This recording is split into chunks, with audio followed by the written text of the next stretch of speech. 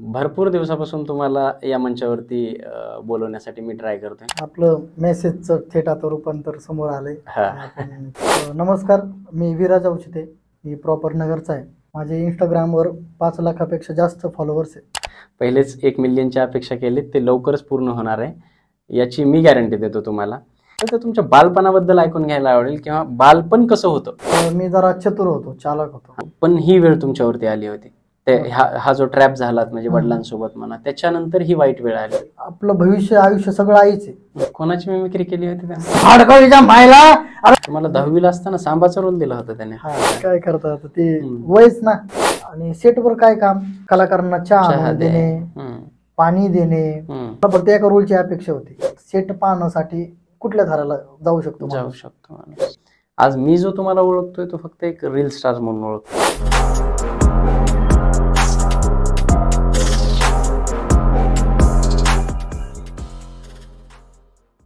नमस्कार विराज भाऊ, खूप भारी वाटतंय मला. भरपूर दिवसापासून तुम्हाला या मंचावरती बोलवण्यासाठी मी ट्राय करतोय. तुम्हालाही माहितीच आहे, बरेच मेसेजेस वगैरे केले मी तुम्हाला. आज शेवटी तुम्ही इथे बसलाय. नमस्कार विराज भाऊ, खूप भारी वाटतंय मला. भरपूर दिवसापासून तुम्हाला या मंचावरती बोलवण्यासाठी मी ट्राय करतोय. तुम्हालाही माहितीच आहे, बरेच मेसेजेस वगैरे केले मी तुम्हाला. आज शेवटी तुम्ही इथे बसलाय. खूप आनंद होतोय, खूप भारी वाटतंय. तुम्हाला कसं वाटतं इथे? मला पण छान वाटतंय. आणि आपलं मेसेजचं थेट आता रूपांतर समोर आलंय. आपण छान सुरुवात करतोय आणि करू सुरू, मजा करू. चालेल, नक्कीच. हा पॉडकास्ट एकदम जबरदस्त असणार आहे, कारण तुम्ही व्हिडिओजमध्ये किंवा ज्या काही रील्स वगैरे पाहिल्या असतील त्याच्यामध्ये यांची जशी भन्नाट कॉमेडी असते किंवा व्हिडिओज असतात ना, तसाच हा पॉडकास्ट आहे. शेवटपर्यंत जुळून राहा. विराज भाऊ, सर्वप्रथम आपण तुमच्यापासून सुरुवात करूयात. विराज औचिते, तुम्ही स्वतःचं इंट्रोडक्शन माझ्या ॲटलिस्ट व्ह्युअर्सला कशा पद्धतीने द्याल? अगदी थोडक्यात, आपल्याला खूप चर्चा करायची, अगदी थोडक्यात तुमचं इंट्रोडक्शन पब्लिकसाठी. नमस्कार, मी विराज औचिते. मी प्रॉपर नगरचा आहे. नगरमध्ये पारनेर तालुक्यातील रोहित छत्रपती गावात माझा जन्म झाला आहे आणि मी प्रॉपर तिथला आहे. पण काही गोष्टींमुळं मी सिटीत राहतो, म्हणजे नगरमध्ये राहतो. माझा अनुभव असा आहे की मी थिएटरपासून माझी सुरुवात झाली आणि आज तुमच्यासमोर मी एक कंटेंट क्रिएटर म्हणून तुम्ही सगळेजण मला ओळखतात. माझे इंस्टाग्रामवर 5 लाखापेक्षा जास्त फॉलोअर्स आहे. त्याच्यानंतर फेसबुकला 1.5 लाखापेक्षा जास्त फॉलोअर्स आहे. तुमच्या सगळ्यांच्या आशीर्वादामुळे मी 1 मिलियनपर्यंत जावं आणि 1 मिलियनच्याही पुढं जावं अशी मी अपेक्षा करतो. आणि हसत राहा, आणि तुम्ही हसवायची आम्हाला संधी देता, ही खूप मोठी गोष्ट आहे. आणि ह्या पॉडकास्ट तर्फे मी तुमच्या समोर येतोय आणि दादांचे खरंच मनापासून आभार. नक्कीच.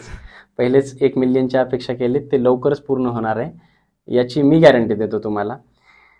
जसे मी तुमचे व्हिडिओज वगैरे पाहतो ना, म्हणजे ज्या पद्धतीचे तुमचे व्हिडिओज असतात, की त्याच्यातून मी एक गोष्ट गॅरंटी घेऊ शकतो की तुमचं बालपण खूप खतरनाक असणार आहे. कारण हा जो ह्युमर आहे त्याच्यातला जो थोड्या आपल्या घाटी भाषेत जर सांगायचं झालं आपल्या इकडच्या, त्यातला जो खट्याळपणा आहे ना, तो नक्कीच बालपणातून येतो.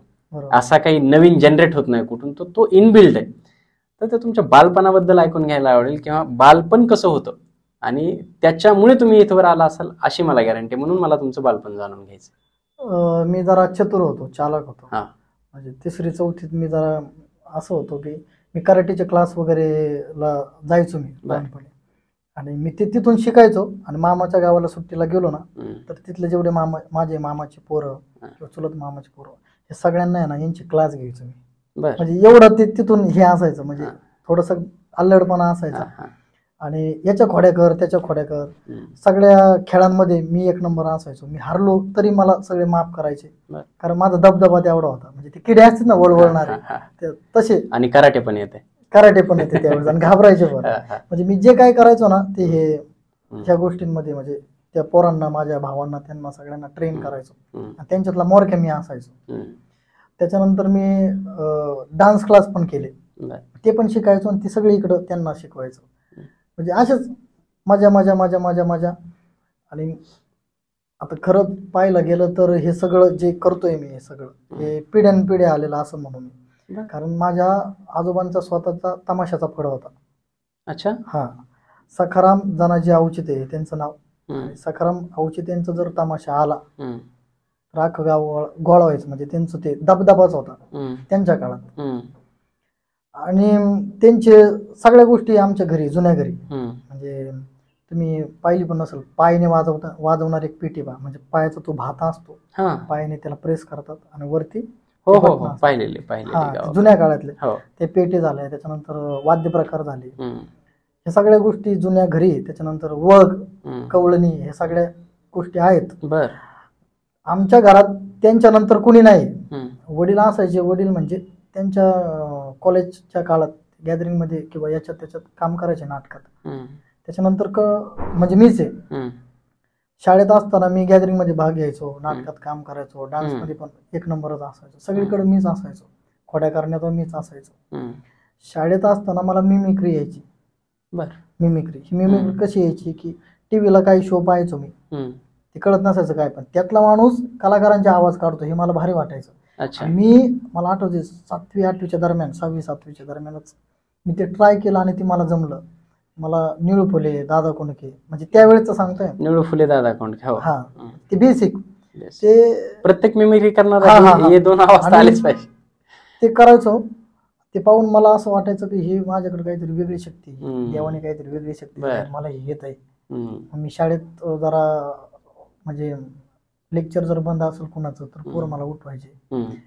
आणि समजा एखादी मुलगी जर पाठवायची असेल तर इम्प्रेशन मारण्यासाठी पण माझा वापर करायचा. अच्छा. नाही का, हो ना, हो म्हणजे ना. जरा टाइमपास म्हणून. हा. आणि ते मला हे वाटायचं, अरे माझ्या कलेचा आदर करते. पण कुणी चेष्टेवारी पण घ्यायचं मला हम्म. की बळच याला काढायला वाज, याला काढायला वाज. हम्म. मी आपलं काढायचं, पण मला कळत नव्हतं हे माझ्यासाठी काय. हम्म. मग हेच करत करत करत करत करत करत हे म्हणजे बालपण माझं तसं होतं. हम्म. मिमिक्री आत्ता करता? आता म्हणजे पूर्णपणे येत नाही मला, हा. म्हणजे त्यावेळेस जरा हे होतं ना. बरं, तुमच्या कुठल्या त्याच्यानंतर- व्हिडिओज मध्ये वगैरे पण मिमिक्री पाहिली नाही मी नाही, आतापर्यंत. ते काय झालं, हे सगळं चालू असताना आहे ना, मला एका वयात आल्यानंतर कळलं की आपण जे करतोय ना हम्म. हे काहीतरी वेगळे आहे. स्वतःच युनिक पाहिजे. हा, हे काहीतरी वेगळे आहे. आणि आपल्याला एक सिनेमातला ऍक्टर व्हायचंय किंवा आपली ओळख जरा वेगळी व्हावी, हम्म. म्हणून मी ते पुसत गेलो. कारण मी तेच जर केलं असताना तर माझ्याकडे जरा वेगळ्या दृष्टीने पाहिलं गेलं असतं हम्म. किंवा काय नाही, हा फक्त मिमिक्री. स्वतःची युनिकनेस राहिली नसते. मला व्हर्सटाईल कॅरेक्टर करायला आवडतं. आणि मग ते मिमिक्री करत करत मधल्या काही गोष्टी काही वर्षात एवढ्या काय झाल्या ना, म्हणजे वेगवेगळे अनुभव आले मला. त्याच्यामुळे ती मिमिक्री मी स्वतःहून बंद केली. वडिलांची नोकरी गेली अचानक. वडील ग्रामसेवक होते. वडील प्रचंड दारू प्यायला लागले. त्यांना गोवलं गेलं होतं याच्यात. त्यांना गोवलं गेलं होतं म्हणजे या प्रकरणामध्ये. हा, हे फक्त त्यांच्या मनाला माहिती आहे. हा. मी लहान असल्यामुळे मला फक्त एवढंच कळत होतं की आपल्या घरात काहीतरी संकट आले, आपल्या घरात काहीतरी वेगळं झाले. आणि हे सगळं चालू असताना वडिलांची नोकरी तर गेलीच, सगळी जबाबदारी आईकडे आली. आईकडे आली म्हणजे किती केलं तरी आई म्हणजे भक्कम पाया असतो. बरोबर.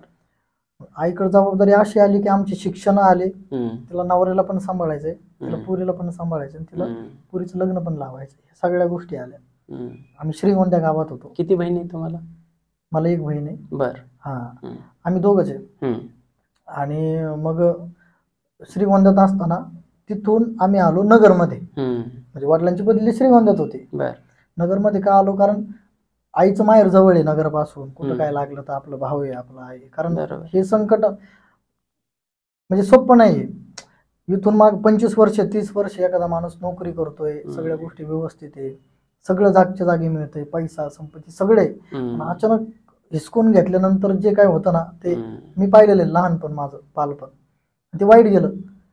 आईला त्या काळात म्हणजे आईचं म्हणजे बालपण असं होतं की कष्ट करण्यात गेलं. म्हणजे वावरात कामं करणे, त्याच्यानंतर आईच्या वडिलांचा भंगाराचा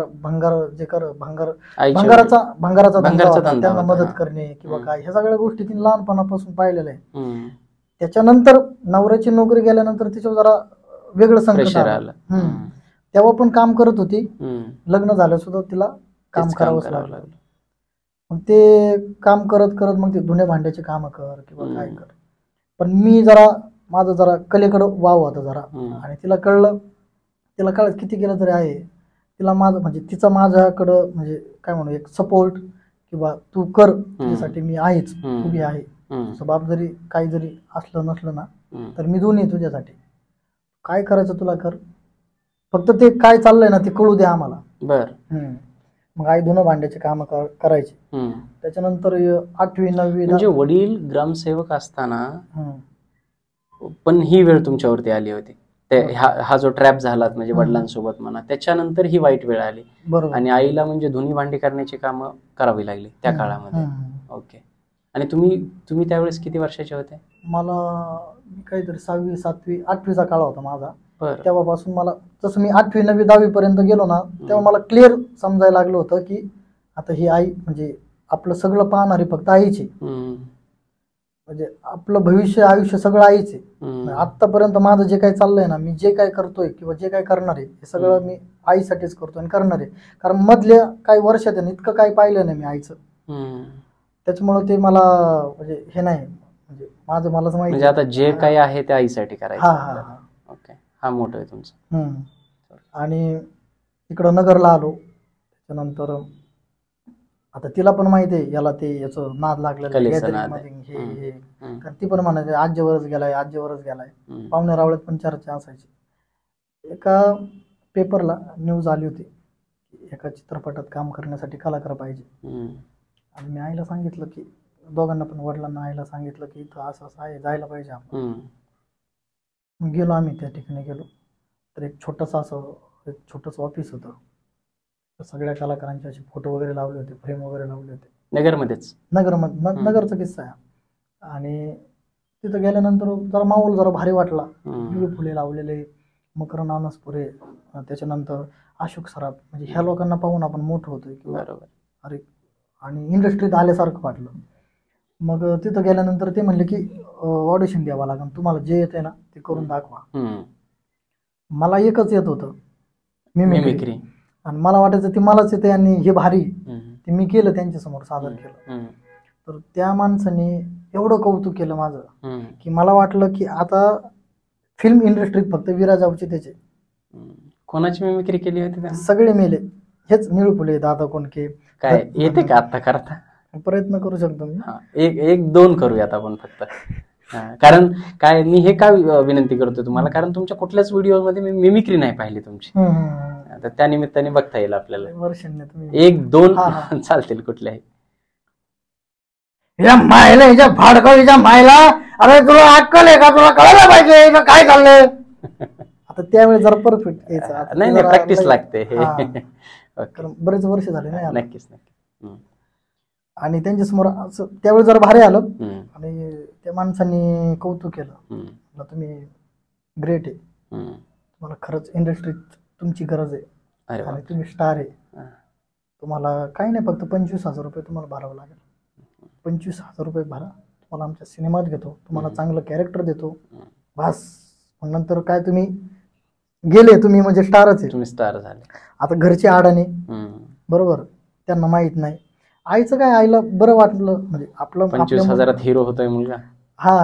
पण 25,000 हे त्यांच्यासाठी टास्क होता. आता आणायचे कुठून? बरोबर. आणि त्याच्यानंतर तिला आनंद पण की आता याचं काहीतरी चांगलं होणार आहे. आणि मला पण आनंद, चला आपण आता योग्य मार्गाला आलोय आणि आपल्याला जे सिनेमात काम करायचं, आपले स्वप्न आता पूर्ण होणार आहे. तसं मी सगळ्या गावातल्या पोरांना, मित्रांना, सगळ्यांना सांगितलं, मला पिक्चर मिळालाय. म्हणजे सगळीकडे, म्हणजे नावी जरी कटिंग करीत असताना ते म्हणतो, कधी तुझा पिक्चर, कधी येणार आहे, आम्हाला दिसत नाही. एवढं गावात पसरलं. सगळीकडे. म्हणजे माझी चेष्टा पण घ्यायची, पोरं मित्र चेष्टा पण घ्यायची, याचा पिक्चर येणार. ज्यांना अशक्य वाटतंय ते हे करत नाही, म्हणजे मला कळायचं की माझी चेष्टा घेतात, पण तरी मी खुश असायचो. यांच्यापेक्षा मी जरा वेगळा, त्या नावाने तरी चिडवतायत ना ते. यांच्यापेक्षा मी जरा वेगळा आहे. आईनी वडिलांनी 25,000 म्हणजे गोळा करण्यासाठी 5,000 रुपये त्यांच्याकडे म्हणजे जमा झाले. 5,000 त्या दोघांनाच माहिती कसे जमा झाले. आणि ते 5,000 त्या व्यक्तीला दिले, तो जो कोणी निर्माता होता त्याला दिले. त्याला म्हटले की तुला देतो बाबा, हळूहळू तुमचं शूटिंग तर सुरू करा, देतो. शूटिंगचा दिवस म्हणजे गेलो नगरमध्ये, एक डोंगरगण म्हणून भाग आहे, तिथं गेलो. निसर्गरम्य वातावरण सगळं. मंगल कार्यालय होतं, त्या मंगल कार्यालयात आमची व्यवस्था केली. माझ्यासारखे बरेच कलाकार होते, गावातलेच होते, म्हणजे माझ्या गावातले नाही पण जिल्ह्यातले होते, खेडे गावातले काय आले, काय सिटीतले आले, हौशी नवशी सगळे. ज्याने 5,000 दिले त्याला छोटाचा रोल, ज्याने 10,000 दिले जरा चांगला, ज्याने 25 दिले तो आणखीन चांगला, आणि ज्याने लाख दिले का तो हिरो सिनेमाचा. ओके. सगळे हे कळलं, तिथे गेलं कळलं की अरे हे जरा वेगळा विषय. आणि चर्चा झाली, डिरेक्टर येणार आहे, डिरेक्टर येणार आहे, डिरेक्टर येणार आहे. डिरेक्टर म्हणजे ती जरा वेगळी छाप असते डिरेक्टर समोर, डोळ्यासमोर नाही ती गोल टोपी, त्याचा रुबाब, जॅकेट, आणि तो येणार आणि त्याच्यासोबत 3-4 लोक असतात असिस्टंट वगैरे. डिरेक्टर आला ना, रिक्षाने आला डिरेक्टर. हा रिक्षाने आला आणि पडवीत झोपला. स्टेज असतं ना मंगल कार्य, पडवीत झोपला तिथं. आणि आम्ही वधूवर कक्षे का त्याच्यात झोपलेलो. वधू मध्ये महिला झोपल्या, वर मध्ये आम्ही झोपलो. हा आणि दुसरा दिवस सुरू झाला. डिरेक्टर आमच्या म्हणजे एक वर्कशॉप म्हणून असतं, त्याच्या तोंडून कळलं की वर्कशॉप घ्यायचं असतं. कुठल्या पण सिनेमाचं एक वर्कशॉप असतं, ते घ्यायचं असतं. तो आला, त्याने त्याची माहिती सांगितली की मी असं आहे, मी हे केलंय, मी ते केलंय. आता इथून पुढे तुम्ही सगळेजण सिरियस व्हा, हे करा ते करा, आपला सिनेमा भारी होणार आहे आणि आपण शूटिंगला सुरू करू. ते कॅमेरे पाहिले, असे खांद्यावर घ्यायचे कॅमेरे होते, बरोबर, लेन्स वगैरे. कॅमेरा नव्हते ना बैठले, मोबाईलच नव्हते पाहायला भेटत. भारी कॅमेरा. कधीची गोष्ट आहे? साधा वर्ष 2010 ची गोष्ट आहे, 10-11 ची गोष्ट. मला आठवते 10वी पास झालो आणि हे कुठं माझ्या मोबाईल आले होते आले होते, पण आमच्याकडे कुठं 10वीला 11वीला त्यावेळेस मोबाईल मिळवायचे म्हणजे जडच ना. आणि आपली परिस्थिती अशी की आपल्याकडे कधी मोबाईल येणार घरी, खरंय का नाही. आणि शूटिंग सुरू झालं. शूटिंग असं सुरू झालं की शोले पिक्चर पाहिला असेल सगळ्यांनी. शोले पिक्चर, तोच शोले पिक्चर आम्ही मराठीत केला. हा आणि ते नगर के शोले. आणि तो असं मस्त डोंगरावर जाऊन आमचं शूटिंग व्हायचं. तुम्हाला त्यातला कुठला रोल? मला सांबा द्यायचे.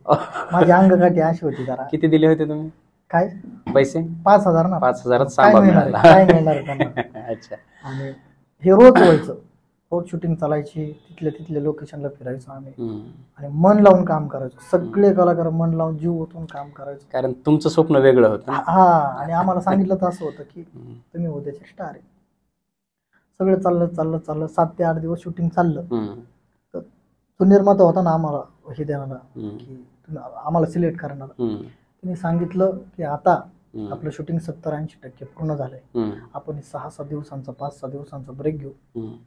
ब्रेक झाल्यानंतर उरलेलं शूटिंग करू, त्याच्यानंतर आपला सिनेमा रिलीज होणार आहे. आता आराम कर म्हणला. घरी आलो, गावात जरी फिरायला लागलो, अरे कधी येणार पिक्चर, कधी येणार पिक्चर, अरे थोडं राहिले, लय मजा आली, थोडं राहिले, असं म्हणत आहे ना 6-6 दिवस गेले. त्या निर्मात्यांना फोन लावला, त्यांचा फोन बंद. 7व्या दिवशी लावला. जे सोबत होते कलाकार सगळ्यांना फोन लावले, त्यांनी पण त्यांना फोन लावले पण बंद. त्यांच्या सांगण्यातून असं आला का आमचं म्हणणं लागत. कळायला लागलं आपल्यासोबत काहीतरी चुकीचं घडलंय, निर्माता गायब, आपल्याला फसवलं.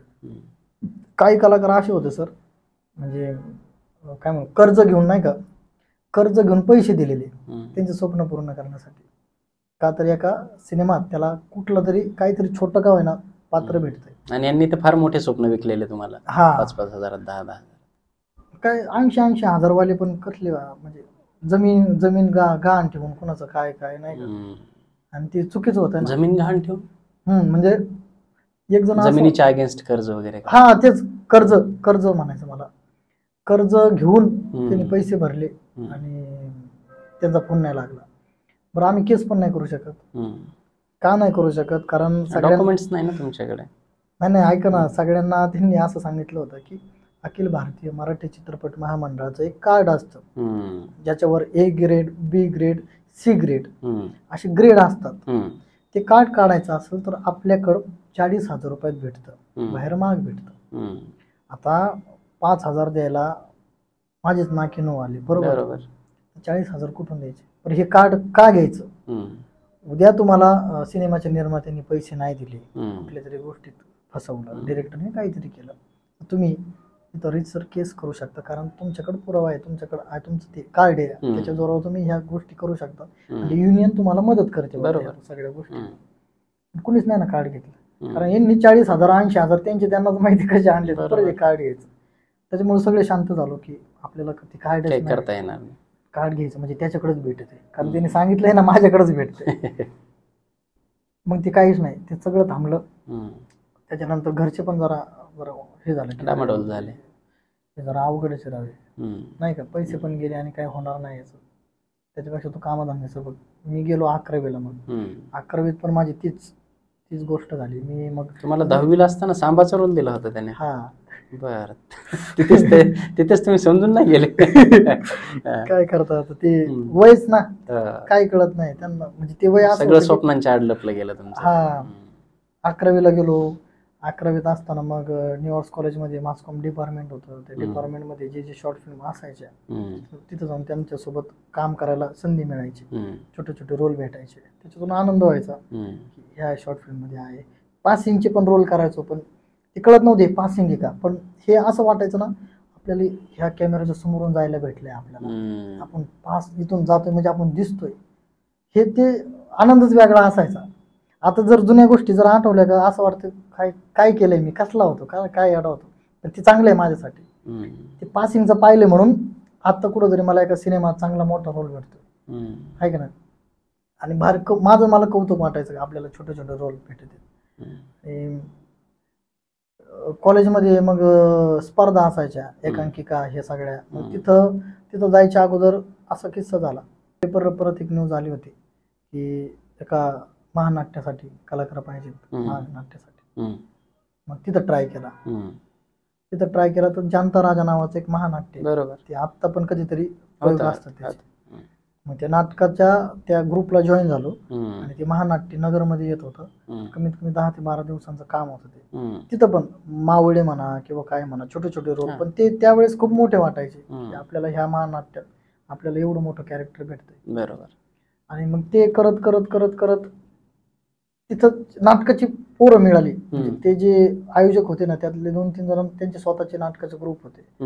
त्या ग्रुपला जॉईन झालो मी आणि मला कमर्शियल नाटक मिळालं.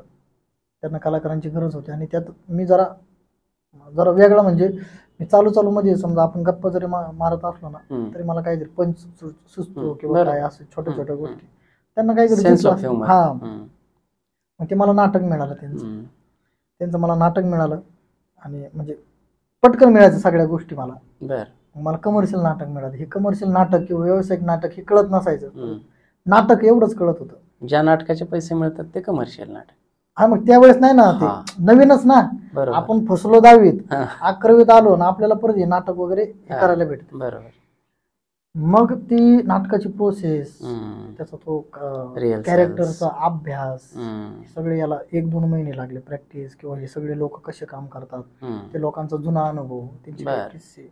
मग कळायला लागलं की आपल्याला 10वीला फसवल्याने ते बरोबर फसवले त्यांनी, कारण हे काय सोपं नाही. तुमचा बेस पक्का असणं गरजेचं आहे. त्यासाठी तुम्हाला नाटक करावं लागेल. तुम्हाला कुणी पण असं सिनेमात घेतोय किंवा काय, आणि मुळात ते चुकीचं आहे. पैसे देऊन आपण त्याला पैसे देतोय आणि काम करतोय, हे चुकीचं आहे. तसं नसतंच. ते लोक आपल्याला पैसे देतात, सगळ्या गोष्टी होतात, बरोबर, हे चुकीचं, पण हे कळत नव्हतं. तिथं फसवलं. इकडं नाटकात गेलो, ह्या लोकांमध्ये राहिलो, म्हणून कळायला लागलं की असं आहे. नाटकाचे प्रयोग सुरू झाले. कमर्शियल नाटक, विनोदी नाटक. त्या नाटकात माझे 4 कॅरेक्टर, एकाच नाटकात 4 कॅरेक्टर. आणि नाटकाचा पहिला प्रयोग झाला तर नगरच्या इंडस्ट्रीला, प्रेक्षकांना कळालं की विराज अवचिते नावाचा एक अभिनेता आहे आणि चांगलं काम आहे त्याचं. कारण नाटक संपल्यानंतर जी गर्दी होती ना, ती अशी, ते नसतं का हिरो लोकांचं आयुष्य किंवा एखादा मोठा ऍक्टर, तसं मला अनुभव त्याच्यातून मिळाला. कारण सगळे लोक वरती यायचे, सगळ्या कलाकारांना भेटायचे, त्याचं मला पण भेटायचे. भारी काम केलं किंवा काय, हे भारी वाटायला लागलं. अरे हे काहीतरी वेगळं, खूप भारी वाटतं. हा, असं कोणी अप्रिशिएट केल्याच्या नंतर कौतुक केलं, मजा आली मला पण, घरचे पण खुश. आता काहीतरी, कारण आईचा आनंद वेगळाच असायचा. हे काहीतरी करतोय, याला आपला सपोर्ट असणं गरजेचं आहे. कारण त्या काळात आई धुणं भांड्याची कामं करायची, सगळी जबाबदारी तिच्याकडे असल्यामुळे त्याला ते सगळंच करावं लागेल. हा, घरच्यांनी विचारलं की तुला हे पैसे किती देणार आहे, कारण सगळं आमचं अडत होतं पैसे का अडत होतं, अपेक्षा सुरू झाल्या होत्या त्यांच्या. हा दिसतोय, नाटकाचे प्रयोग सुरू झाले. कारण एक कसं म्हणू आपण, ही इंडस्ट्री अशी ना, बाहेरून जगाला दिसते की लय पैसे मिळते, आयुष करते ते लोक, पण खरा कलाकार किंवा खरा दिग्दर्शक हे लोक काम करतात, यांच्या घरच्यांना त्यांनाच माहिती की काय बाबा हे कसं आहे जग. आता घरचे आपले अडणी त्यांना माहित नाही, त्यांच्यातलं एकुलतं एक आता करतोय काम, तर त्यांना अपेक्षा खूप पैसे मिळतात किंवा काय. मला विचारलं की काय पैशांचं, तर मी निर्मात्याला सांगितलं सर मला किती देणार आहे काय मागणी. ते म्हणले तुला 300 रुपये देऊ एका प्रयोगाचे. 300 रुपये म्हणलं मला जरा वेगळं वाटलं. मी म्हणलं 300 बाकीच्या सगळ्यांना 1000 रुपये, 300 रुपये मला का. ते म्हणले की तुला तरी देतोय पैसे आम्ही, नवीन कलाकाराला सहसा देत नाही, बॅकस्टेज करावं लागतं नवीन कलाकारांना, तुला डायरेक्ट रोल आहे, तुझं नशीब चांगलं आहे, तू आमच्यासोबत काम करतोय. असे लय आम्ही कमर्शियल प्रयोग केलेले आहे, उलट तू पैशाचं नाही बोलायला पाहिजे असं ते मला बोलले. तर मी घरी सांगितलं की बाकीच्यांना 1000 देतात, मला 300 देतात, किती केलं तरी ते आई म्हणणं असं आलं की कशाला करतो म्हणतो. बरोबर. तुला 300 रुपये देते, तू एक सोडून 4 कॅरेक्टर करतोय, त्याच्यात काय गरज आहे तुला, त्यापेक्षा कुठेतरी कामाला जा ना, तुला 500 रुपये भेटतील. आता मी आईचं ऐकतो, म्हणजे त्याचं कारण असं की सगळं तीच पाहते ना, तीच शिक्षण करते आपलं त्या दिवसापर्यंत सगळं त्यांनीच पाहिलं होतं. आणि काय व्हायचं, वडील दारू प्यायचे, ती चिडचिड तिची जास्त व्हायची, कुठंतरी व्यक्त व्हायला काहीतरी, मग माझ्या कधीतरी राग असायचा, हे सोडून कामधंद्या सगळं, तू पण बापावणे नको करू. ते मला पण त्रास व्हायचा, अरे असं काय वाटते, मस्त फादर मस्त त्यांचं चाललंय, पण माझं नाही ना, मी काहीतरी कुठंतरी पाऊल ठेवायचं बघतोय, मला काहीतरी माझी स्वप्न मला पूर्ण करायचंय, मला काहीतरी व्हायचंय. मग किती मग मला ते आईचंच ऐकावं लागायचं. मग मी त्या निर्माता जो होता त्याला बोललो की सर म्हणलं घरचे म्हणतात 300 रुपये म्हणलं नाही राहू, जरा बघा काहीतरी. मग ते सेम तसंच बोलणं की नाही नाही तसं नसतं काय, उलट तुला नाही द्यायला पाहिजे आम्ही. मग ते मला जरा खटकलं. आणि एक 6-7 दिवसांनी मला त्यांचा फोन आला की आपलं नाटक आहे ह्या 6-7 दिवसात, 4-5 दिवसात, तर प्रॅक्टिस लय बाबा 2-3 दिवसांनी आपलं एका ठिकाणी आहे प्रयोग. तर मी बोललो सर मला नाही करायचं नाटक तुमच्यासोबत. ते म्हणजे पैशांचा प्रॉब्लेम आहे का. म्हणजे सर तुम्ही मला 300 देत आहे, बाकीच्यांना 1000 देत आहे, मला नाही. ते म्हणजे अरे तसं काही नसतं बाबा, तू येड्यावानी करू नको. म्हणलं ते काहीच नाही, मला काही सांगू नका, काय नका, मला नाटकच नको आणि मी करणारच नाही नाटक हे तुमचं. त्यांना खटकलं ते. मग ते म्हणे बरं ठीक आहे नको करू, उद्या तू कुठेही कुठल्या जरी स्टेजवर दिसला नाटक करताना तर स्टेजवर येऊन तुझे कानाने. मला लय वाईट वाटलं, मला नाही करायचं आणि हा माणूस असं बोलतोय आणि मला पैसे पण कमी देतो. तर मला जरा मी हल्लो, अरे काहीतरी चुकीचं होतं आपल्यासोबत. मग माझं असं थांबल्यासारखं झालं, मला थांबल्यासारखं झालं. आणि नगरमध्ये एक स्पर्धा असते कॉलेज लेवलची, शाहू मोडक करंडक म्हणून. तर तिथं आम्ही सतीश तारेंचं एक नाटक करत होतो, एकांकिका होती. त्याचं मला एकांकिकेचं नाव नाही आठवत, त्यात मी मुख्य भूमिकेत होतो. मी त्यात प्रॅक्टिस चालू होती आमची कॉलेजच्या हॉलला, आणि प्राध्यापकांनी एका व्यक्तीला बोलवलं होतं.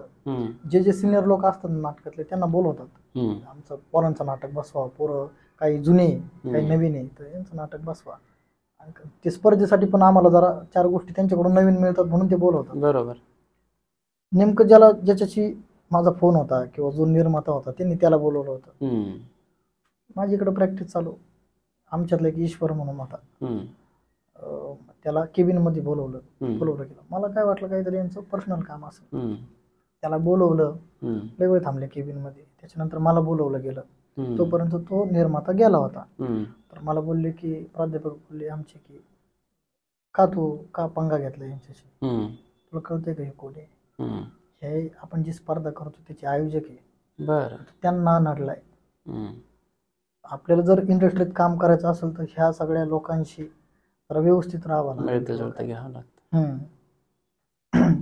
तर ह्या लोकांशी पंगा नाही घ्यायला पाहिजे जरा व्यवस्थित, कारण आपल्याला इंडस्ट्रीत काम करायचंय आणि ह्या लोकांचा जरा आदर ठेवायला पाहिजे. तू जर ह्या एकांकिकेत जर काम करत असशील तर आम्ही एंट्री नाही घेणार तुझी, असं ते बोलले. बर. त्यांनी सरळ तुला नकार दिलेला आहे, त्यांना तू दिसलेला आहे, तू नकोय त्यांना. तू जर असलं तर आपल्या पोरांना स्पर्धा नाही करता येणार, तुला नाही करायचं नाटक. मला एवढं वाईट वाटलं ना, मला अरे माझ्या बाबतीत काय होतंय, कारण सगळं चुकीचं घडत आलंय ना.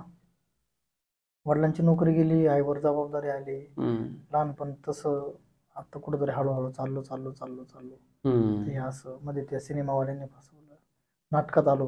हम्म. हे नाटक करता करता हा माणूस असा वागतोय, त्रासच आहे ना मला. बरोबर. मला लय वाईट वाटलं, म्हणलं अरे काय करावं राव, आता काय करायला पाहिजे आपण. हम्म. आपल्याला तर इंडस्ट्रीत काम करायचंय, नाटकात काम करायचंय, सिनेमात काम करायचंय, मिळवायचंय सगळं काही. पण सुचत नव्हतं काय करायचं. तरी मी प्रयत्न नाही सोडले, म्हणजे मी काय करायचो ते झालं. हम्म. परत एक नवीन ग्रुप म्हणजे तेव्हा तुम्हाला नाटक मिळालं नाही ते, किंवा तुम्हाला ते इंटरेस्ट मिळाले नाही ते? हा, नाही मला काढण्यात आलं. ओके. त्या नाटकात विराज अवचिते जर असला हम्म. तर त्या नाटकाचा ग्रुपला, त्या संघाला बाद केलं जाईल. हा हम्म. इंटरेस्ट नाही. मग त्याच्यामुळं माझ्यामुळे इतर पोरांचं का नुकसान. हम्म. एवढं भारी नाटक सतीश तारेने लिहिलेलं, हम्म. मला शेवटी हे करावं लागलं. मग मी नाहीच. बर. ते नाटक सादर पण झालं तिथं. हम्म. त्या स्पर्धेला पण मी गेलो होतो पाहायला. पण मी नाराज असायचो. हम्म. मला वाईट वाटायचं की मी आता तिथं त्या स्टेजला तिथं असायला पाहिजे. बरोबर. काय. आणि असेच ग्रुप नगरमध्ये बरेच ग्रुप आहे. तसं एका ग्रुपला पण मी हे झालं की त्यांना विचारलं मी येऊ का काय काय, तर ते ये बोलले. माझ्या घरापासून खूप लांब होतं ते, माझ्याकडे गाडी नव्हती, काही नव्हती. तर एक मित्र होता, तर त्याच्या गाडीत मी पेट्रोल टाकायचो. इमिटी होते त्याची, चांगला आठवत आहे. त्याच्या गाडीत पेट्रोल टाकून रात्रीचं जायचो, प्रॅक्टिस करायचो, परत यायचो करू. असं बरेच दिवस आले, 10-15 दिवस चाललं. अचानक डिरेक्टर बोलला की आपण हे नाटक नाही करणार आहे. मग मला समजलं की हे सगळं आहे ना त्यांना कळतं. म्हणजे आता ते किती केलं तरी ते मित्रच ना एकमेकांचे. माझा जो त्या व्यक्तीशी बोलणं झालं किंवा जो निर्माता होता त्रास देणारा, ते मित्रच असायचे, सर्कल असायचं. मग तिथं नगरमध्ये मला बॅन करण्यात आलं की याला घ्यायचंच नाही म्हणून. बर. तर मला मी परत खचत माझं आयुष्य असं चाललं होतं. म्हणलं संपलंय आपलं, काही होणार नाही. आणि आई बोलायची मला काहीतरी कामधंद्याचं बघ, बापाने नको राहू. मी MIDCत कामाला लागलो. MIDCत जरी काम करीत असलो तरी ते मेंदू नाही ना जागेवर. वाटायचं अरे आपलं हे नाही राहू, आपलं हे नाही. मग हे सगळं चालू असताना असंच एक ऑडिशन होतं. त्या ऑडिशनला गेलो मी, कारण ही नाटकाचे लोक वेगळे होते आणि तिथं वेगळे लोक होते. पण तरी मला ऑडिशन कशाचं, फिल्मचं होतं? नाही, एका सिरियलचं होतं. पण मला माहितच नव्हतं सिरियलचं का काय. मी ऑडिशन बरेच दिले, द्यायचो मी जाऊन. तिथे काही लोकांचे मित्र पण असायचे. वाटायचं की आता हे होत नाही. पण इथं गेलो मी, या ऑडिशनला गेलो, पण हे नाटकातले कुणी लोक मला दिसले नाही. आणि ते ऑडिशन दिलं. त्याच्यानंतर 2 दिवसांनी मला फोन आला की तुम्ही सिलेक्ट झालात, आपण एक सिरियल करतोय, सिरियल मध्ये तुम्ही आहात, हिरोच्या मेवण्याचा रोल आहे तुमचा. DDUP चॅनेलला दिसायची ती. DDUP तसं दूरदर्शन, आपलं कसं दूरदर्शन. आणि ते UP लँग्वेज मध्ये होते? हा, हिंदीमध्ये होतं. बरोबर. बिहारी भाषेत, भोजपुरी बिहारी. आणि हे माझ्यासाठी नवीन होतं ना, आणि मी याच्यातून जरा मुक्त झाल्यासारखं. अरे हे काहीतरी अलग आहे आपल्यासाठी. मला बरं वाटले. 4 व्हीलर यायची मस्तपैकी, गाडीत मला बसवायची, पर डे 500 रुपये. काय घेता, घरी एक आधार मिळाला ना. सिरियल मध्ये पण दिसतोय, तर बुधवारी संध्याकाळी 4ला सिरियल लागायची, याच्यात पण दिसतोय हा. आणि याचा स्ट्रगल चालू आहे म्हणजे. आणि ते आईला पण भारी वाटायचं, चला दिसतोय, पाऊल काहीतरी करतोय बिचार त्याच्या पद्धतीने. कारण ती तिचं बोलण्यातून कळून जायचं की तू लढ, मी आहे, तू लढ, मी आहे, काय पण कर, मी इकडे धुणं भांडे करते, काय करते, मी आहे. सिरियल मस्तपैकी चालली. पण तिथं पण काय जरा गोष्टी जरा चुकीच्या घडत होत्या. म्हणजे मुलींसोबत जरा चुकीचं वागणं, किंवा ह्याच मुलींच्या बाबतीत गोष्टी जरा वेगळ्या असायच्या तिथं. आणि मी नवीन, माझं कलेवर प्रेम, मला सिरियल म्हणा, फिल्म म्हणा, नाटक म्हणा, याच्यासाठी मी जरा वेडा, मी वेगळा विचार करणारा माणूस. आणि इथं जरा नालायकपणा सुरू झाला तर मला वाईट वाटायचं, अरे आपण चुकीच्या लोकांमध्ये आलो, हे सगळं चुकीचं आहे. किंवा ही इंडस्ट्री तशी फसवेगिरी, भामटेगिरी तर चालूच असते. मी 32 एपिसोड केले आणि थांबलो.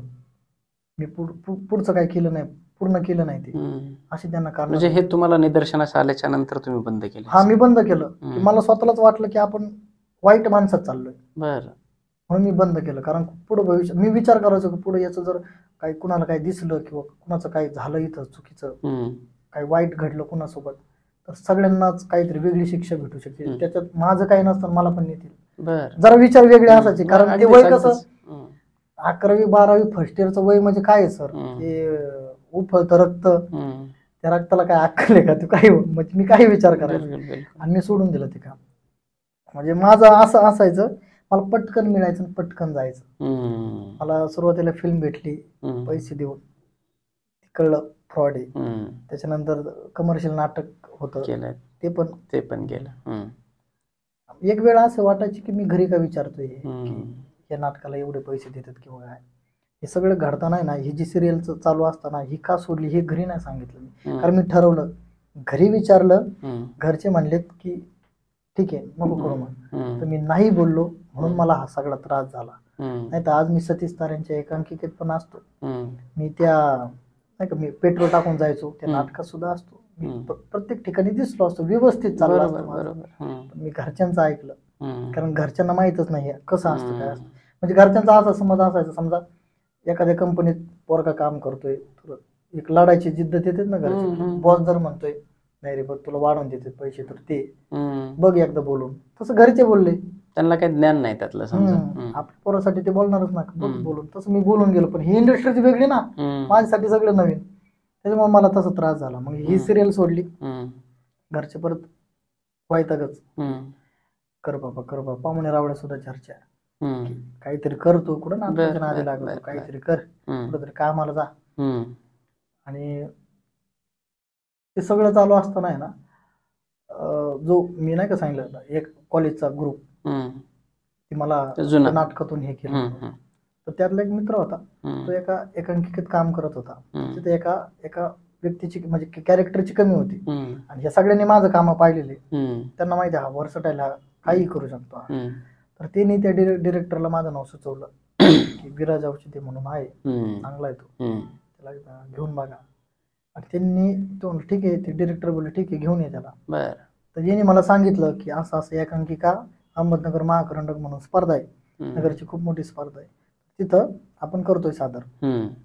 ये प्रॅक्टिसला, तुला ते बोलवतील. पण मनात तेच माझ्या चालू, काय मी 2-3 दिवस जाणार आहे, 3ऱ्या-4थ्या दिवशी मला हाकून देणार. हम्म. मी दगडासारखं झालो होतो. हम्म. पण मी गेलो, प्रॅक्टिस झाली, त्यांना माझं काम आवडलं. हम्म. सगळे माझ्यासाठी नवीन होते, ते पोरं म्हणजे नवीन कलाकार होते, ते माझ्यासाठी नवीन होते. जे जुने होते ते मित्र होते माझे. बरोबर. आणि प्रॅक्टिस सुरू झाली आमची, व्यवस्थित चाललं. प्राथमिक फेरी होती, आणि मी ज्यांना त्रास दिला होता किंवा जे मला त्रास देत होते ते लोक, त्यांची पण एंट्री होती, त्यांची पण एकांकिका होती. प्राथमिक फेरीला आम्ही सगळे समोरासमोर होतो. पण घडलं असं की ती एकांकिका आम्ही प्राथमिक फेरीतून पुढच्या फेरीत गेलो. बर. म्हणजे प्लस पॉइंट होता हा. आणि त्या लोकांनी तिथं पण आमचा परफॉर्मन्स पाहिला, पण त्यांना काही मिळालं नाही, ते पुढे आलेच नाही स्पर्धेच्या, तिथपर्यंत पोहोचलेच नाही. पण आता तिथपर्यंत मला असं वाटायचं की आता यांनी तर माझं इथं काम पाहिलंय, मग आपण प्राथमिक फेरीतून फायनलला गेलोय, आता हा माणूस आमच्या डिरेक्टरचं कान भरवतो काय, मला काय उद्या परत म्हणतील जा घरी. तसं काही झालं नाही. फायनलला गेलो, केदार शिंदे परीक्षक होते, भरत जाधव हे सगळे लोक होते. आणि तिथं आमच्या एकांकिकेला हिया नावाची एकांकिका होती, तिला मला वाटतं दुसरं मिळालं, दुसरा करंडक मिळालं, अभिनयाला पहिलं मिळालं. मला आणि जेवढे आमचे कलाकार होते सगळ्यांना सेम. म्हणजे ती इतिहासातली पहिली अशी नोंद म्हणू आपण नाट्य क्षेत्रातली की अभिनयाचं पारितोषिक आहे ना पहिलं, हे असं सहसा पूर्ण ग्रुपला नाही भेटत. भेटलं तर एकाच नाटाला भेटत, अगदी पुरुष अभिनयाचं एकाच नाटाला भेटतं. पण इथं असं केदार शिंदेनी म्हणजे इतिहास केला की आमचं म्हणजे आमचे सगळ्या ग्रुपला पहिला क्रमांक, आमचं सगळ्यांची कामं त्याला एवढे आवडले ना की आम्हाला त्यांनी पहिलं देऊन टाकलं. मग मी विराज औचिते म्हणजे मिरवायला डेंजर, एवढा नाचलो, मिरत होतो मी. ह्या लोकांनी मला त्रास दिला आणि शेवटी मला फ्रस्ट्रेशन कुठेतरी निघालं थोडक्यात. घरच्यांना पण बरं वाटायला लागलं, चला आता काहीतरी चालू, मग चांगलं वाटायला लागलं, पेपरला नाव वगैरे सगळं यायला लागलं. त्याच्यानंतर मग आईनी हे करत असताना आईनी भाजीपालाचा व्यवसाय सुरू केला. तिथल्या तिथंच भाजी विकायचं. मग त्याच्यातून आमचं ते घरचं घर व्यवस्थित चाललं होतं, खूप नाही पण एक काहीतरी चाललं होतं. मग तिला हे सगळं चालू असेल तरी पण तिचं ते असायचं, बस आता याच्यानंतर पुढं काय होणार तुझं. सपोर्ट तर असायचा तिचा, म्हणायचीच नाही, तू काळजी आहे, तर आहेच ना. तू आहे, तू करतोय, पण हे कुठपर्यंत आहे, काय आहे, याला काहीतरी जोडधंदा बघ, अगदी. कुठंतरी तू काम कर आणि इकडं प्रॅक्टिसला जा, इथं तुझे स्वप्न काय असतील ते पूर्ण कर. मी आहेच. मी भांडे विकताना पण, भांडे घासताना पण, लोकांचे धुणी भांडे करताना पण मीच होते. आता भाजीपाला जरी विकते तरी मीच आहे तुझ्यासोबत. बरोबर. पण तू काहीतरी स्वतःसाठी पण काहीतरी कुठेतरी काम कर. पण ते काम आता प्रॅक्टिस अशा असायच्या 8-8 घंटे, तिथं काय सोयीच नसायची, खायची पण सोयी नसायची. वडापाव खा, कुणीतरी डब्बा आणला तर त्यांच्यात काहीतरी खा, एवढंच चालायचं. आणि हे सगळं झालं, हे नाटक झालं आमचं, सगळ्या गोष्टी झाल्या. मी ठरवलं की आपण आहे ना याचं शिक्षण घ्यायला पाहिजे, नाट्यशास्त्र. मी संभाजीनगरला, त्यावेळेस औरंगाबाद होतं, बरोबर, संभाजीनगरला मी नाट्यशास्त्र शिकायला गेलो. फी म्हणजे खूप नव्हती, 2-2.5 हजार रुपये होते, तेवढे भरले. पण हॉस्टेलला राहायची जरा सोय नव्हती, कारण पैसे होते ना तिथं 3-4 हजार रुपये, काहीतरी 3 महिने 4 महिन्यांचं होतं, पण एवढे नव्हते माझ्याकडे, घरी नाही मागू शकत. आणि राहिलो मी असाच बळच राहिलो 700-800 रुपयांनी. म्हणजे असे, म्हणजे काय मित्र असे होते ना, रूम घेऊन राहायचे, त्यांच्या रूम मध्ये राहायचो. आणि तिकडे गेलो, तिकडे शिकायला लागलो, पण पैसे पुरत नसायचे. घरी जरी फोन केला आईला तर आई रडायची की बाबा काय करू, कुठून आणू पैसे, तुझा बाप तर काही करत नाही, तुला कुठून देऊ पैसे. आणि इकडं मला असं वाटायचं, सोबतचे जे मित्र आहे ना ते घरून पैसे घ्यायचे ना, मेसला करून घ्यायचे, ते रूमचं भाडं घरचे भरायचे. माझं तसं काही नसायचं. घरी मागायला गेलो तर घरचे रडायचे, आई रडायची की कवर तुला काय, तू तुझं बघ, काहीतरी कर काम, तू तुझंच बघ. अच्छा. म्हणजे वाईट वाटायचं, आपल्याच बाबतीत का होतं हे सगळं असं. आणि असंच हे चालू असताना एकदा आई जिथं काम करत होते ना अगोदर, त्या मालकिनीचा फोन आला मला, तुझं आता काय वय आहे, तू काय शिकतोय, आपली परिस्थिती काय आहे, तुझ्या आईला मी जवळून बघितलेले, मी तिला लई वेळा असे वरचे वर खर्चायला पैसे दिलेले, आता तू जिकडे जातोय का, मागच्या वेळेचे पैसे भरलेत किंवा काय मी दिलेले, स्वतःसाठी कर, तुझ्या आईची स्वप्न, आईची लई अपेक्षा आहे तुझ्याकडून, तू काहीतरी कर तिच्यासाठी, हे बाकीचं सगळं सोडून दे, हे नाटक बिटक काही नसतं, तू कुठंतरी कामाला जा, तिला आधाराची गरज आहे, तिला म्हणजे त्या गोष्टींची गरज आहे, ते पूर्ण करतो. आणि मला जरा त्यावेळी जरा क्लिक झालं की अरे खरंय राव, आपल्याला आई जे करते किंवा आई जे आहे ना आपल्यासाठी ते कळत नाही आपल्याला. आणि मग मी ते अर्धच सोडून दिलं, ते शिक्षण सोडून दिलं, परत नगरला आलो. नगरला आलो आणि पुरुषोत्तम करंडक ऐकलं असेल तुम्ही, पुरुषोत्तम करंडक, नगरला आलो. त्या काळात काय झालं, न्यू आर्ट्स कॉलेजमध्येच होतो मी. आणि पुरुषोत्तम करंडक करायचं जर झालं तर तुम्ही कॉलेजचे विद्यार्थी पाहिजे, कॉलेज लेवलची स्पर्धा होती, बरोबर. तुम्ही कॉलेजचे विद्यार्थी नाही, कारण मी ऍडमिशन तिकडे घेतलं होतं, अगोदर होतो कॉलेजला पण तिकडे ऍडमिशन घेतलं. मग आता ऍडमिशन करायचंय, घरी तर नाही मागू शकत पैसे. मैत्रीण होती माझी एक, अश्विनी मानूर म्हणून एक मैत्रीण आहे, नाटकातलीच, ती एका ठिकाणी जॉब करत होती. आणि हिम्मत केली, तिला म्हणलं की ऍडमिशनला पैसे लागते, दे ना. 2,000 रुपये तिने दिले, आणि ते माझं ऍडमिशन झालं, नाटकासाठी धडपडी एवढं. मग प्रॅक्टिस सुरू झाली आमची.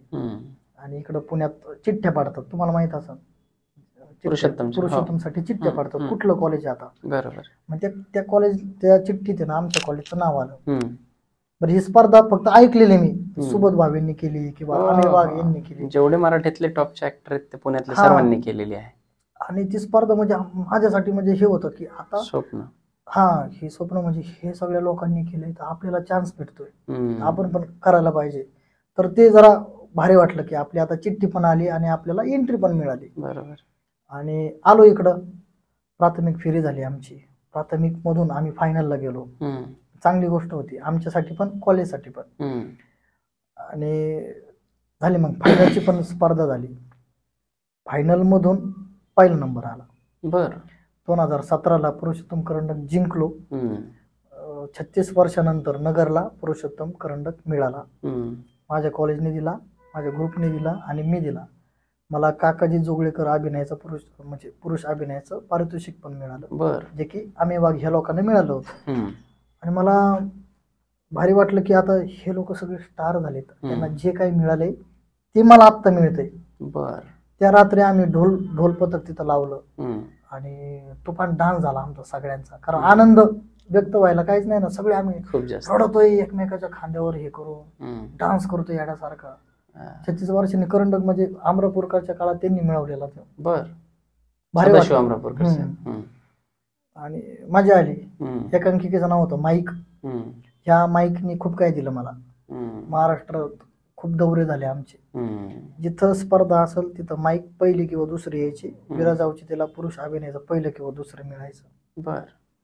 आणि त्याचे जे पाकिट रूपात जे पैसे येतात, 500 रुपये, 1000 रुपये, 1500, 2000, ते पैसे मी घरी द्यायचो. तेवढाच आईला एक आधार असायचा. पोराचं पेपरला नाव येते, पोरगे पैसे पण येते आपल्याला, पारितोषिक येत आहेत, पैसे येत आहेत, फेम मिळतोय. हा, पण एवढ्या घरात ट्रॉफ्या लागल्या तर याचं होणार काय, त्यांना प्रश्न पडायचा, याचं काय नेमकं, अगदी याचं काय होणार आहे. पण एक अपेक्षा असायची की ज्या ज्या स्पर्धेला जायचो ना, लेखक दिग्दर्शक चांगले पुढे बसायचे, त्यांचं नाव नाही घेणार, शब्द पण द्यायचे ते माईकवर की आता मी हे नाटक पाहिलेलं आहे, यातला हा कॅरेक्टर आहे, हा आम्हाला आवडलेला आहे, याला आम्ही ब्रेक देतो, याला आम्ही सिनेमा. त्यावेळेस असं व्हायचं, अरे बाबू आता यांनी आपल्याला पाहिलेलं आहे, आपलं करिअर झालं आपलं सेट. पण तसं काय नाही. हे सगळं आश्वासनं भेटायचे, अपेक्षा वाढायच्या आमच्या. तसं काहीच नाही झालं. पुरुषोत्तम झालं, माईक झालं, प्रयोग झाले, सगळं संपलं. एक वय, जे वय असतं ना की आता बस थांबायला पाहिजे, आपण वय पण जास्त आहे आपलं, घरचे पण बोलतात, नातेवाईकांमध्ये पण चर्चा आहे, हे सगळं करतोय पण याचं होणार काय, तुझ्या आईची काय हालचाल आहेत बघ, आईची अंगकाठी बारीक आहे, सगळा लोड तिच्यावर आल्यासारखं, म्हणजे ती सगळं तीच पाहते ना, मग ती घरच्यांच्या पाहुण्यांच्या पण अपेक्षा की काहीतरी कर बाबा तू. मग मी ठरवलं की आता मुंबईला जायला पाहिजे आपण. एखादी सिरियल फिल्म भेटली ना, आपण सेट झालो. 25,000 रुपये घेतले मी, मुंबईला निघालो. मुंबईला गेलो, स्ट्रगल सुरू झालं माझं. आता हे सगळं माझ्यासाठी नवीन होतं. एवढा हॉल आणि तिथं बारीक किचन असायचं. गोरेगाव मध्ये राहिलो होतो मी, मित्रांमध्ये राहायचो, सगळं नवीन. मित्र ते असे होते, ते स्ट्रगल करायला आलेले, पण ते दिवसभर झोपायचे, कारण त्यांना सगळं माहिती काय होणार नाही. निगेटिव्ह पोरं मला तिथं सुरुवातीला भेटली.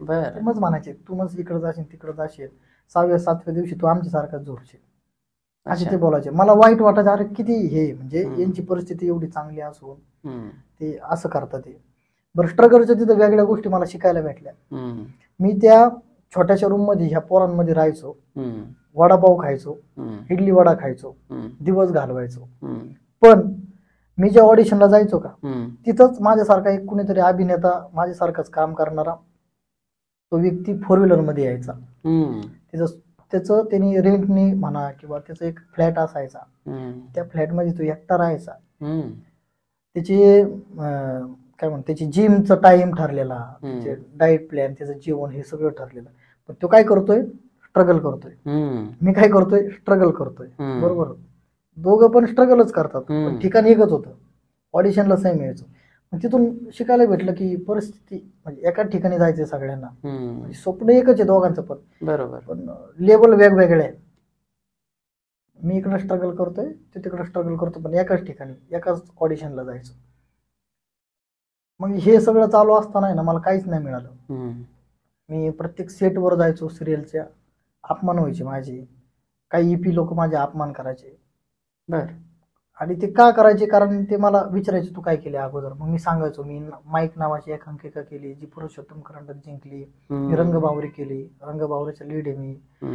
लाली केली मी, जे की बऱ्याच स्पर्धा जिंकल्या. ते म्हणजे त्याचं काय, ते आम्हाला नाही माहित काय ते. वाटायचं की आपले हे दिवस वाया गेलेत. नाटक आणि सिरियल याचे दोन म्हणजे वेगवेगळे लेवल आहे, आणि सिनेमा हा तर लांबच राहिला, तिथपर्यंत आलोच नाही मी. इथं नाटक करत असताना ह्या सिरियलच्या डायरेक्टरला, कास्टिंग डिरेक्टरला, यांचं नाटक चालू आहे, याच्यात कोण भारी अभिनेता आहे, कुठं पाहिलं वेळ, त्याच्यात तिकडं त्याला लिखाण करून तिकडून EP कडून घ्यायचंय, त्या सगळी त्यांच्या मागे वेगळी गणगणी, तू कधी मला बघायला यायचा. पण इकडे हे सगळं चालू असताना असं वाटायचं कोणीतरी पाहत आहे आपल्याला, घेणार आहे आपल्याला. पण तिकडं मुंबईत गेल्यावर समजलं की भाऊ हे काही नसतं, हे फक्त स्वप्न आहे आपलं. वेगवेगळ्या दुनिया आहेत सगळे. हा, आणि तेव्हा तिकडे गेलो असं जाणवलं की आपण लय उशिरा आलोय, इकडे लय उशिरा आलोय. आपलं इकडे वेळ गेलाय, इकडे जे आपले 10-12 वर्षाचे चाललेत ना इकडं फुकट गेलेलं आहे. आपण इकडं जायला पाहिजे होतं, इकडं ओळखी निर्माण करायला पाहिजे होतं, त्यांना दादा मामा भाऊ म्हणून कामं मिळवायला पाहिजे होती. आपलं तसं काही झालं नाही. मग ते म्हणजे आपण असं नाही म्हणता येणार मला की वाया गेलं. दुसरी गोष्ट अशी की मला इकडं पाया माझा मजबूत झाला. म्हणजे आजही मला कॅमेरासमोर उभं जर केलं असेल तर नाटकानेच केलेलं आहे. कारण इकडे एवढे प्रयोग झाले, तिकडे मी फार घासून ओके झालेलं आहे. मला कधी कॅमेरासमोर उभं जरी केलं तरी मी तेवढा खणखणीत माझं नाणं वाजणार. परत घरी आलो. मग आता तरी पोरांची एक इच्छा असायची ग्रुपमध्ये की एखादी स्पर्धा करू, आलं तर आलं, एखादी हे करू. पण आता हे माईक आणि हा काळ वेगळा होता माझा, म्हणजे 2017चा काळ होता. पण एक गोष्ट मला इथं आवर्जून सांगायची की 2017च्या अगोदर आम्ही छोटे मोठे एकांकिका करायचो ना, कॉन्ट्री मधून करायचो, तिथं आम्हाला यश नव्हतं भेटत. तर असंच एक किस्सा झाला होता की घरी कॉन्ट्री करून करायचं होतं. घरी आईला बोललो की आम्ही मुंबईला जाणार स्पर्धेला, तर 500 रुपये दे मला. हिंमत करून बोललो होतं. काय आई म्हणली, अरे 500 रुपये नाही राहू, एवढे नाही देऊ शकत. तर मला माहिती होती तिची जागा, ठेवलेली जागा कुठे काय. म्हणजे डायरेक्ट घेतलं, ते डब्बा होता डायरेक्ट घेतला आणि 500 रुपये त्याचे 500 होते, मी 500 घेतले. तर आई म्हणले, अरे नको नेऊ. मी अरे मला जायचंय, म्हणलं माझी स्पर्धा आहे. मला माझंच पडलेलं असायचं. पण आई म्हणली, अरे गॅस संपलाय, आपला गॅस संपलेला आहे, नको नेऊ. पण मला काय, मला नको सांगू म्हणलं, तुझं बघ. कारण मला माहित होतं ती हँडल करते, कुटुंब चालवती, म्हणजे ती हँडल करते. मी फक्त तेवढंच, मला माहिती ही कुठून तरी आणि काही नाही होईल. आणि मला असा विश्वास होता की माझं नाटक तिथं नंबर वगैरे येईल, मला काहीतरी भेटेल, म्हणजे पैसे मी परत देईल. गेलो स्पर्धेला, स्पर्धा झाली मुंबईत आणि आमच्या एकांकिकेला काहीच नाही मिळालं. सगळे नाराज झालो. स्टेशनवर आलो, स्टेशनवर पडलो आम्ही सगळे, झोपलो आणि भुका लागल्या सगळ्यांना. मग काय करायचं, आमच्यातले 1-2 जण श्रीमंत होते जरा, प्रत्येक ग्रुप मध्ये असे जरा त्यांच्याकडे होते थोडेफार पैसे. भुर्जी पाव आणले, सगळेजण एकत्र भुर्जी पाव खात होतो. मला तिथं जाणवलं की आपण आता भुर्जी पाव खातोय, आपला घरी गॅस संपलेला आहे, ते काय करत असतील. मी जरा विचार केला, मला अरे जरा आपण चुकीचं वागतोय. म्हणजे एवढं नाटकासाठी देणं चुकीचं आहे ना. मला माझ्या आत्याच्या पोरीचा साखरपुडा नाही पाहायला भेटला का, तर माझी प्रॅक्टिस चालू. त्याच्यानंतर मला पाहुण्या रावळ्यात कधी कुठल्या छोटे छोटे कार्यक्रम असतात तिथं मला जायला नाही भेटलं. कुणी जर गेलं जर असेल तर मला तिथं गेलं म्हणजे मयत झाली कुणाची, तर मला जायला नाही भेटत, कारण इकडं नाटक असायचं. ह्या सगळ्या ह्याच्यात आपल्या घरी काय चाललंय, आपली आई काय करते, आई मग सपोर्ट करते आपल्याला, पण तिचं जे चाललंय ना आपल्यासाठी ते कधी मला पाहता नाही आलं. मग तिथं मला जाणवलं की आपण खूप चुकीचं करतोय. आपण इथं खातोय, पण घरच्यांचं काय, ते काय करत असते. आपण आपल्या स्वप्नांसाठी धावपळ करत असतो, पण आपली आई आपल्या पाठीशी उभा आहे आपले स्वप्न पूर्ण करण्यासाठी, पण ती मेहनत त्यांची नाही दिसत, आपल्याला स्वतःहून नाही कळत. बरोबर, आपण फक्त पळतोय, पण आपले घरचे पण आपल्यासाठी मेहनत करतात, पळतायत, हे नाही जाणवत. तिथं मला कळलं की अरे आपण चुकीचं वागतोय. मग मी ठरवलं की आता जे काय करायचं ना आपल्याला पुढं आईसाठी करायचंय. कारण तिने सगळं हे गरिबी पाहिलेली, लहानपणापासून कष्ट करते, गरिबी गरिबी गरिबी. आता आपण पण तिला असे दिवस दाखवतोय, नवऱ्याने तसे दिवस दाखवले ना आपण दाखवायचं म्हणजे चुकीचं आहे ना सर. मग मी म्हणलं की आता जे काय होईल ना पुढं आपल्याला फक्त चांगल्या गोष्टी करायच्यात आणि आईसाठीच करायचं.